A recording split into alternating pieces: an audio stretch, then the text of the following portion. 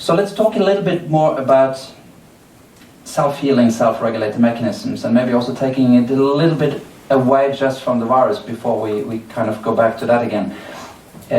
Other self-healing, self-regulating mechanisms that I'm sure you have experienced many times is when you hurt yourself, you get a wound, it heals. And it happens automatically. You don't need any drugs for that. A fracture. If you have a fracture, then it will heal. Sometimes you need to put something back in place so that it can heal the right way. But even if you don't put it back in place, it will still heal, and it will heal in the wrong place that it was. So these healing mechanisms for repair, for dealing with viruses, for any other threat, these healing mechanisms are incredible. So this is why we call it the self-healing mechanisms. We use sometimes another term, we call it self-regulating mechanisms. That is not the same. So the self-regulating mechanisms, those are the mechanisms that are regulating the millions of processes that are going on in the body at all times, and everything is all the time regulated. If something goes wrong, it's immediately discovered, and action will be put to deal with this. Some of that action might be a healing mechanism.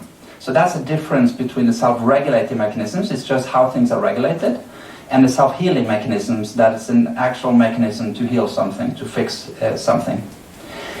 And what is so interesting about these self-healing, self-regulating mechanisms is that they can be supported in two different ways, or many specific ways, but two categories of ways.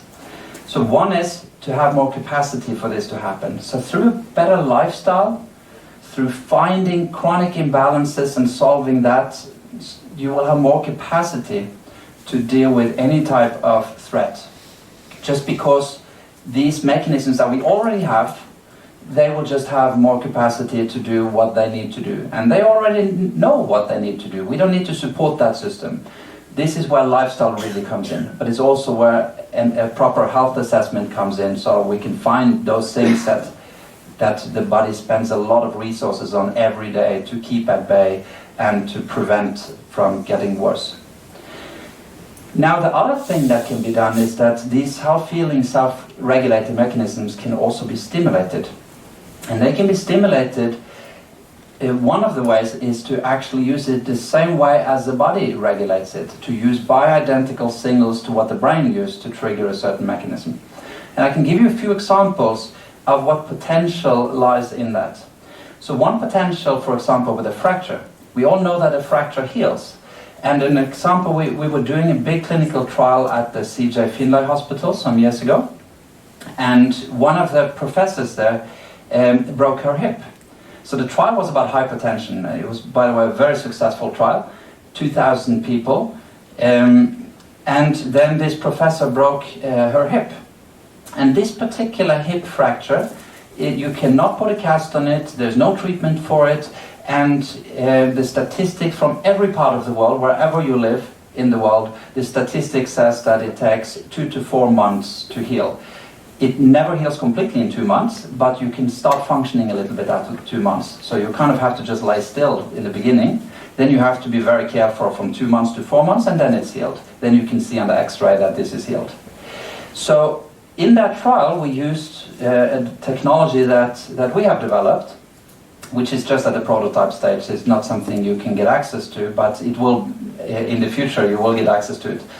But we had also a program there for fractures.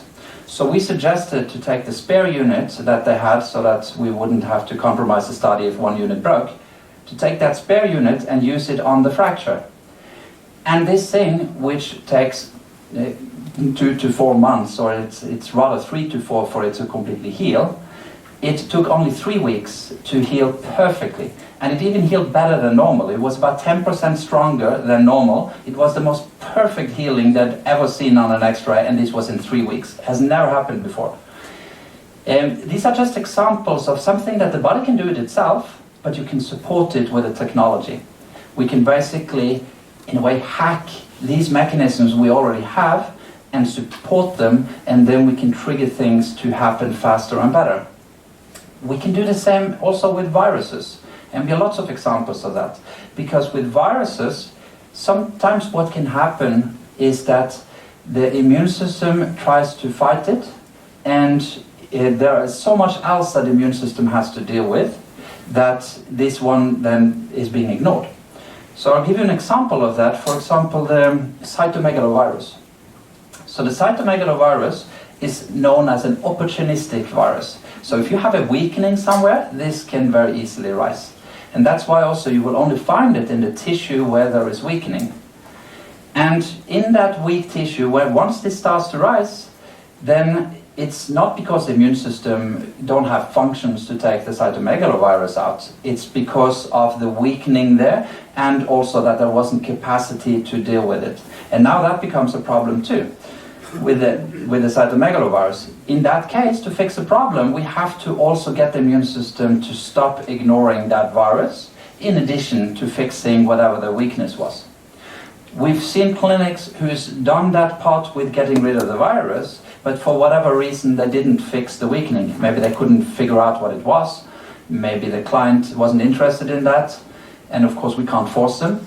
And then we can still get rid of the virus, but then 3 months down the line it's back. And then you can do it again, and 3 months down the line it's back. But if you also fix the weakness that made it become a problem in the first place, then it's not coming back. Another example, the Epstein-Barr virus. So those who have had mononucleosis, which is kyssesyke, it's called in Norwegian. That is with a virus called Epstein-Barr virus, and what is very common is that when the immune system fights that, and you become free from the mononucleosis, then still there can be some virus that remains, because there is no medicine for the Epstein-Barr virus, so it's only the immune system that has to deal with it. And in the beginning, when you're sick with the mononucleosis, then this is a priority. But let's say you don't have capacity to deal with all the problems you should deal with. Then we will only deal with what is a priority to deal with. Again, the body's internal intelligence is amazing, so it is the right thing to do to always focus on what is a priority here. So once you've taken the edge of the Epstein-Barr virus and you no longer have the mononucleosis, at that point maybe something else is the priority. So then the little that is remaining is adapted to as a new norm. So now the immune system stops fighting it. And even if whatever else the immune system needed to spend the capacity on is then later on dealt with, then still, when this is adapted to as a new norm, it will not resolve by itself, because then this is part of the normal flora suddenly. So even if you then improve your lifestyle and you do everything you can to have more capacity to deal with things, it will not take out that virus because it's being ignored. So in that case, to solve it, we have to stimulate the immune system to stop ignoring it, and then you can get rid of the rest. And this is the case for many people with chronic fatigue, for example. It's about 20% of those with chronic fatigue who have Epstein-Barr virus as one of many causations. You know, it's always multifactorial. Every health problem is multifactorial, but in 20% of the cases of chronic fatigue, then this is a relevant factor.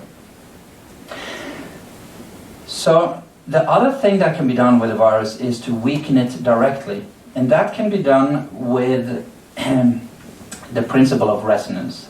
So let me first give you an example of the principle of resonance.